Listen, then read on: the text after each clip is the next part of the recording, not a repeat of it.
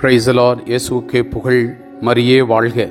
என் அருமை சகோதரமே, இந்த 31வது அதிகாரத்தில் யாக்கோப்பு ஒரு சிறிய கனவு காண்கிறார். அந்த கனவில் ஆபிரகாமின் கடவுள் அவருக்கு தோன்றி, நீ உன்னுடைய நாட்டிற்கு போ என்று வலியுறுத்துவதையும், அதை யாக்கோப்பு தன்னுடைய மனைவிகள் பிள்ளைகளோடு இதை பகிர்ந்து கொண்டு, இனி நாம் இங்கு இருக்க வேண்டாம், இதெல்லாம் நடக்கிறது, உன்னுடைய தந்தையினுடைய ஒரு சில போலித்தனமான செயல்களையும் அவர் எடுத்து சொல்லி, நாங்கள் போவோம், நம்முடைய சொந்த நாட்டிற்கு போவோம் என்று சொல்லி எல்லாரையும் அழைத்து கொண்டு லாபானிடமிருந்து அவருடைய குடும்பத்தையும் மந்தைகளையும் ஒட்டகத்தின் மேல் ஏற்றிக்கொண்டு ஓடுகிறார்கள். ஒரு மலைப்பாங்கான இடத்திற்கு போய் சேர்கிறார்கள். இப்படி அவர்கள் ஓடும் பொழுது ராக்கேல் ஒரு தவறான செயலை செய்கிறாள். அவளுடைய குல தெய்வத்தினுடைய சிலையையும் கையில் எடுத்துக்கொண்டு லாபானுக்கு தெரியாமல் ஓடிவிடுகிறார்.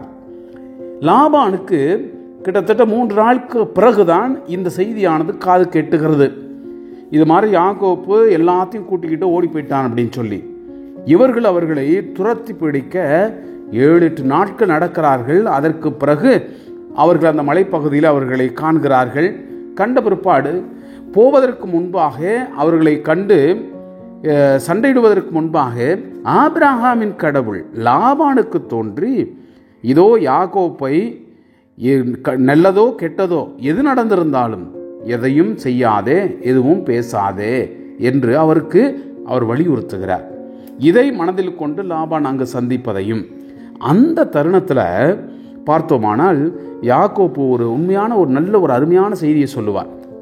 அதாவது, நான் உனக்கு என்ன தீங்கு செய்தேன், ஏன் எங்களை துரத்தி வந்தாய், நீ எங்களை எவ்வளவு துன்புறுத்தினாய், நான் கிட்டத்தட்ட உன்னிடம் சொன்னது 14 ஆண்டுகள், ஆனால் 20 ஆண்டுகள் உனக்கு நான் பணி செய்திருக்கிறேன் அடிமையாக, உனக்கு செல்வங்கள் சேர்த்து கொடுத்திருக்கிறேன், ஆனால் என்னை கிட்டத்தட்ட 10 தடவை நீ என்னை ஏமாத்தி இருக்கிற, எனக்கு இனிமே உண்மையை கிடைக்கக்கூடாது என்று சொல்லி கங்கணம் கட்டியிருக்கிறாய்.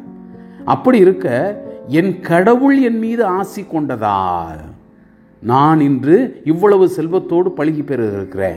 நீ எவ்வளவு தீங்கு செய்திருந்தாலும் என் கடவுளுடைய கருணை என் மேல் இருந்திருக்கிறது என்று சொல்லி அந்த ஆசீர்வாதத்தை நினைவில் கூறுகிறார். இதற்கு அப்புறம் அவர்களுக்கு இடையே நடந்த உடன்படிக்கை, கல்லை குவியல் வைத்து அந்த கல்லல் குவியலுக்கு மத்தியில் 2 பேருமே உடன்படிக்கையை செய்து கொள்கிறார்கள். அந்த உடன்படிக்கையின்படி, நீ என்னையோ என் குடும்பங்களையோ நீ எதுவும் செய்யாதே, நான் உன்னையும் உன்னுடைய குடும்பங்களையும் ஒன்று செய்ய மாட்டேன் என்று சொல்லி அவர்கள் விடை பெறுவதையும் இந்த அதிகாரத்தில் நாம் கேட்கிறோம். என் அன்பு சகோதரமே, இந்த உண்மையான செய்தி நமக்கும் ஒரு வழியாக ஒரு அர்த்தத்தை கொடுக்கிறது. என் மனிதர்கள் என்னதான் நமக்கு எதிராக இருந்தாலும், சூழ்ச்சி செய்தாலும், நம்ம வீழ்த்த அவர்கள் நினைத்தாலும், கடவுளுடைய கருணை இருந்தால், கடவுளுடைய வல்லமை நம்ம மேல் இருந்தால், நம்ம யாரும் ஒன்றும் செய்ய முடியாது, நம்மை அவர் பழுகி பெருக செய்வார் என்ற எண்ணத்தோடு இந்த அதிகாரத்திற்கு நாம் செவிமடுப்போம். லாபானின் புதல்வர் தம் தந்தைக்குரிய யாவற்றையும் யாக்கோப்பு கைப்பற்றி அவருடைய சொத்தை கொண்டே இந்த செல்வத்தை எல்லாம் சேர்த்து கொண்டான் என்று தங்களுக்குள் பேசிக்கொண்டதை யாக்கோப்பு கேட்டார். லாபானின் மனமும் முன்பு போல் இல்லை என்று யாக்கோப்பு கண்டார். ஆண்டவர் யாக்கோப்பை நோக்கி, உன் மூதாதையனுடைய நாட்டிற்கும் உன் இனத்தாரிடத்திற்கும் திரும்பி போ, நான் உன்னோடு இருப்பேன் என்றார். எனவே யாக்கோப்பு ராக்கேலையும் லேயாவையும் தம் மந்தை இருந்த அந்த புல்வெளிக்கு வரும்படி ஆள் அனுப்பினார். பிறகு அவர் அவர்களை நோக்கி, உங்கள் தந்தையின் மனம் என்பால் முன்பு போல் இல்லை என்று காண்கிறேன். என் தந்தையின் கடவுளோ என்னோடு இருந்து வருகிறார். உங்கள் தந்தைக்காக முழு வலிமையுடன் உழைத்தேன் என்று உங்களுக்கு தெரியும். உங்கள் தந்தையோ என்னை ஏமாற்றி என் கூலியை 10 முறை மாற்றினார். அவர் வழியாக எனக்கு எவ்வித தீங்கும் நேரிட கடவுள் விடவில்லை. ஏனெனில் கலப்பு நிறமானவை உனக்குரிய அந்த ஊதியம் என்றபோது ஆடுகளையெல்லாம் கலப்பு நிற குட்டிகளையே ஈன்று வந்தன. வரியுள்ளவை உனக்குரிய ஊதியம் என்றபோதோ ஆடுகளையெல்லாம் வரியுடைய குட்டிகளையே ஈன்றன. இவ்விதமாய் கடவுள் உங்கள் தந்தையின் மந்தைகளை எடுத்து எனக்கு தந்தருளினார். ஆடுகள் சினையுறும் காலத்தில் நான் ஒரு கனவு கண்டேன். அதில் நான் கண்களை உயர்த்தி பார்த்தபோது ஆடுகளோடு பொழியும் அந்த கிடாய்கள் வரியும் கலப்பு நிறமும் புள்ளியும் உடையவனாய் இருந்தன.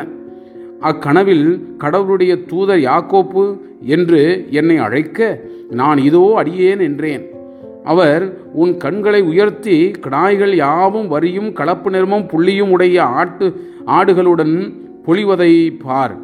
ஏனெனில் லாபான் உனக்கு செய்தது அனைத்தையும் நான் கண்டேன். நீ கல்லை திருப்பொழிவு செய்து எனக்கு நேர்ச்சை செய்து கொண்ட அந்த இடமாகிய பெத்தேலில் இறைவன் நானே. நீ உடனே எழுந்து இந்த நாட்டை விட்டு புறப்பட்டு உன் பிறந்த நாட்டுக்கு திரும்பிச் செல் என்று கூறினார் என்றார். அதற்கு ராக்கேலும் லேயாவும், எங்கள் தந்தையினுடைய குடும்பத்தில் எங்களுக்கு பங்கும் உரிமை சொத்தும் இன்னும் உண்டோ?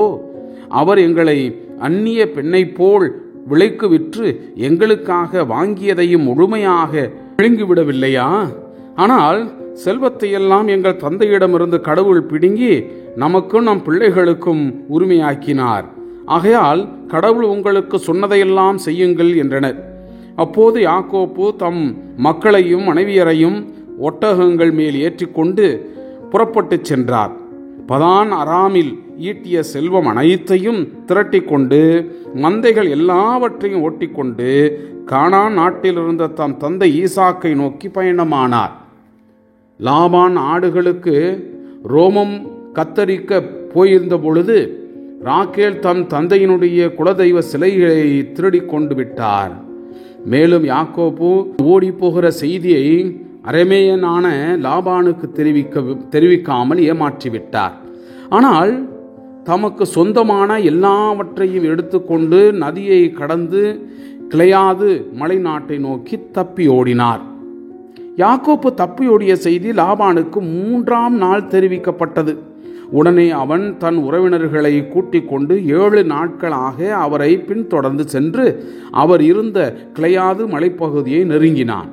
அன்றிரவு கனவில் அரமேயனான லாபானுக்கு கடவுள் தோன்றி அவனை நோக்கி, நீ யாக்கோப்பிடம் நல்லதோ கெட்டதோ யாதொன்றும் பேச வேண்டாம் என எச்சரித்தார்.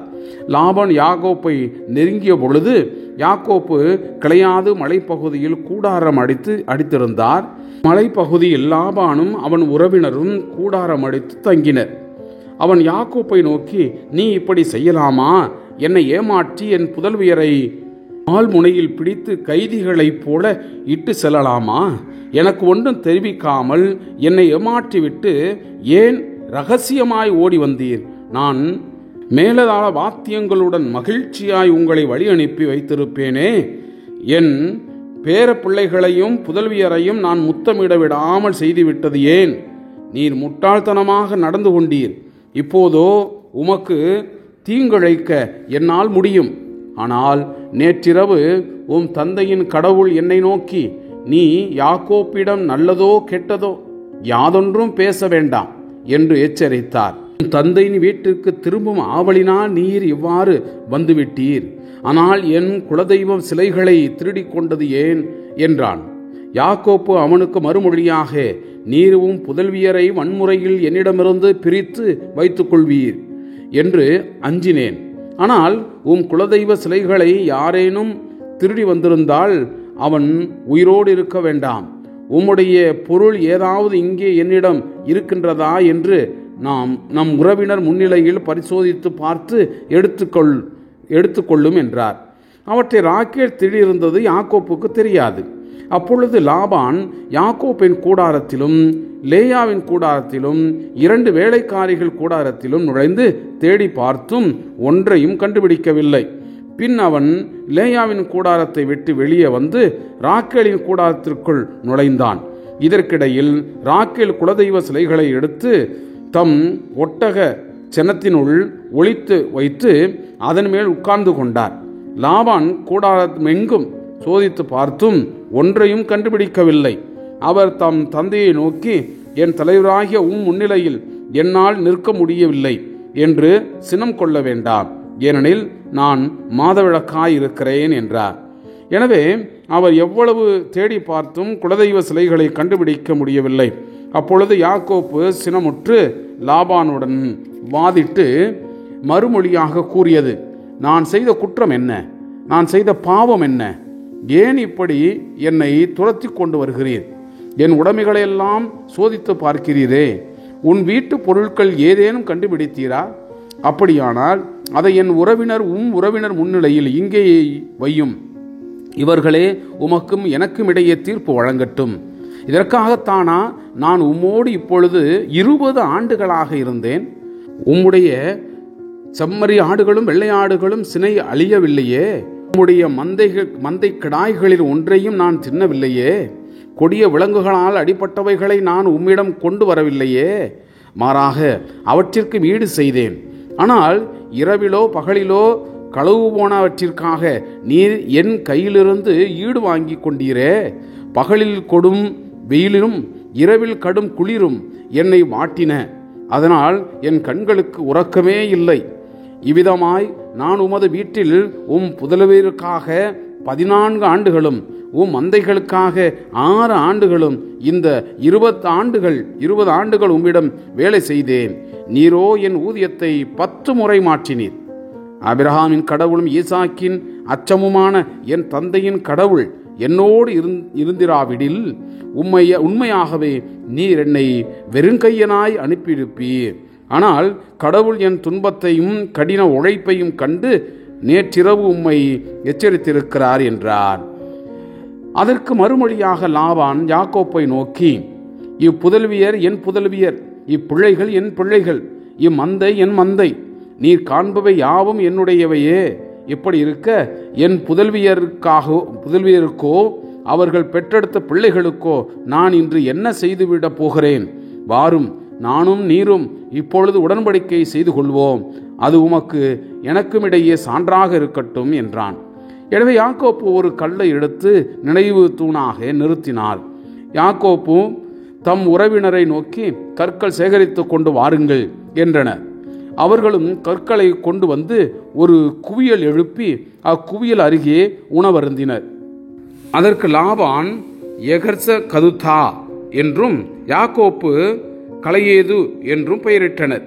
பின்னர் லாபான், இக்குவியல் இன்று உமக்கும் எனக்கும் சான்றாகுக என்றான்.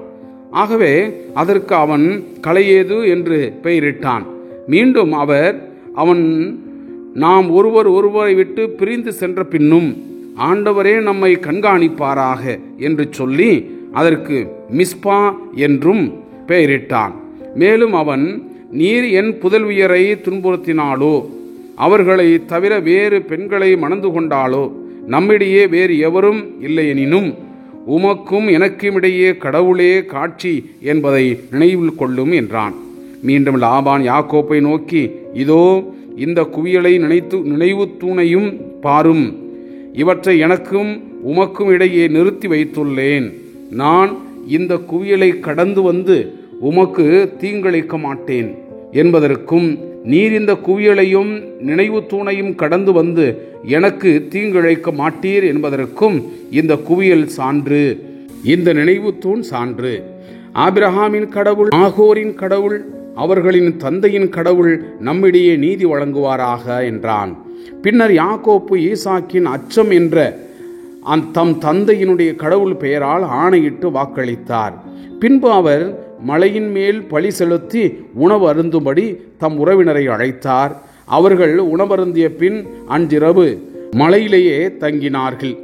அதிகாலையில் லாபான் எழுந்து தன் பேர பிள்ளைகளையும் புதல்வியரையும் முத்தமிட்டு அவர்களுக்கு ஆசி வழங்கினார்.